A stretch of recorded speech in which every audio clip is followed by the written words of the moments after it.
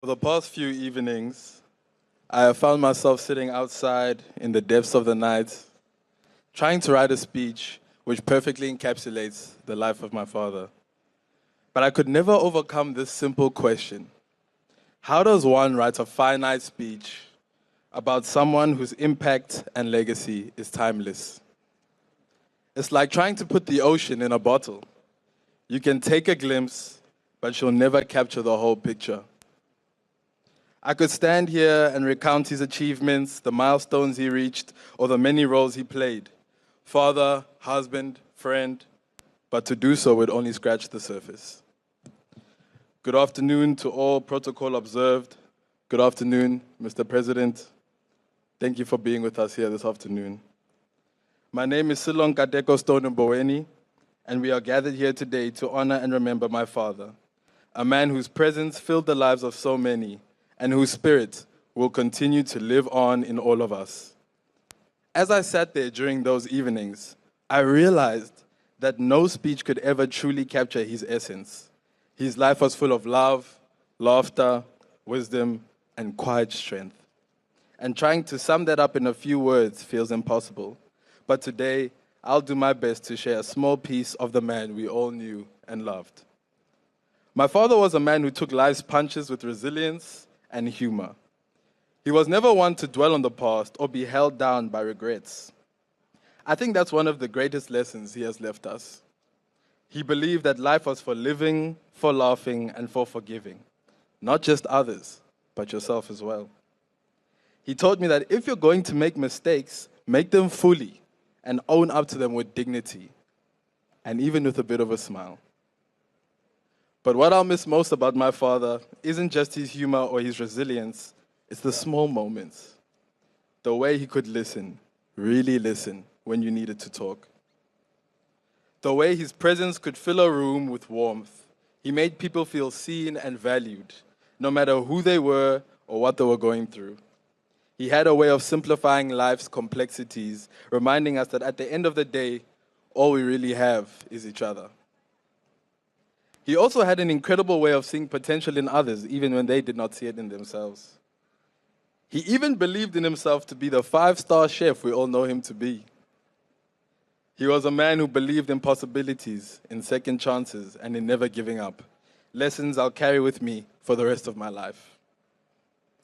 If you were here right now, I'm sure he would nudge me and say something along the lines of, you mustn't make this too long, okay? But how do you keep it short when talking about someone who meant so much? How do you put a period at the end of a sentence that should go on forever?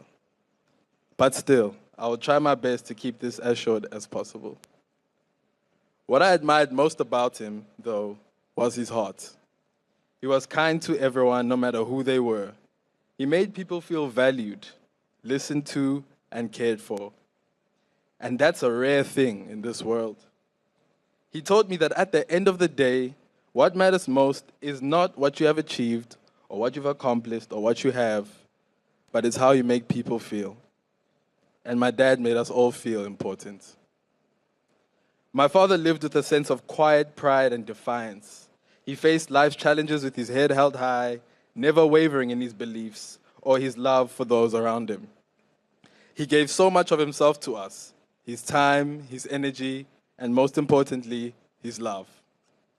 He gave so much love to his family, brothers, myself, my mother, and Dumi and Bule's mother. And while he may no longer be with us in body, his spirit remains. His legacy doesn't end here. It lives on in the stories we'll tell, in the laughter he brought us, and in the lessons he passed down. Like one of my father's favorite songs, Kevin Barry, his life will continue to resonate through all of us. As the lyrics say, Kevin Barry gave his life, his young life, for the cause of liberty. So too did my father give his life for what mattered most, his family, his values, and his love. So while today may feel like an ending, it's not. Not really. His spirit is too big, too full of life, to ever truly be gone. He'll live on in every memory, every smile he left behind, and in every one of us who had the privilege of knowing him. So as I come to the end of this tribute, I find myself thinking about the night sky. It's something Dad always loved, a sky full of stars. And now when I look up, I know there's one shining a little brighter, a little closer to me. Among all those stars, I've got my own lucky star, if you will, guiding me as Dad always did, quietly but ever present.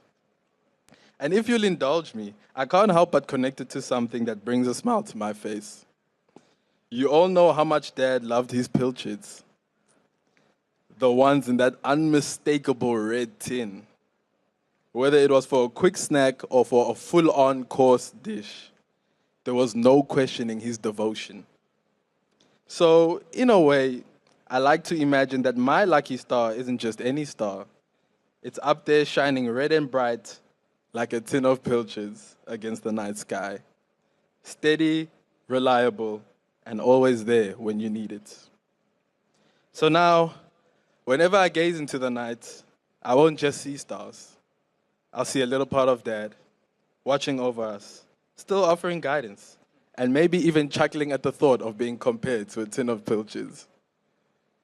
Dad, you've always been my guiding star, and I'll look for you in the night sky, my lucky star.